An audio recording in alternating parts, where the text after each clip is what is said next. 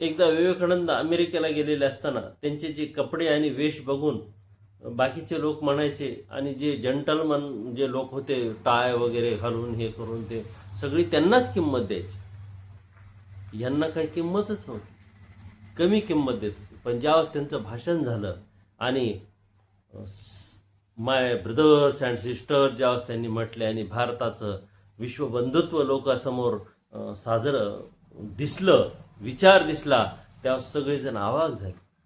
आणि त्यावेळेस त्यांनी सांगितलेलं आहे की भारतामध्ये जे आहे ती किंमत कशाला आहे, तर चारित्र्याला किंमत आहे. आणि तुमच्याकडे माणूस जंटलमन कशामुळं बनतो, टेलर मेक्स मॅन परफेक्ट, त्याला म्हणतात तुम्ही जंटलमन. आणि आमच्याकडे character makes man perfect is gentleman. आमच्याकडे जंटलमन त्याला म्हणतात की जो कोण आहे गुणानी चारित्र्याने जो मोठा आहे, तो खऱ्या अर्थानं त्याला किंमत असते.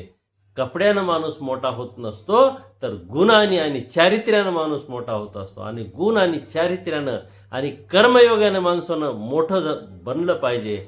आणि हा असा संदेश या विवेकानंदाने आपल्याला दिलेला दिसतो.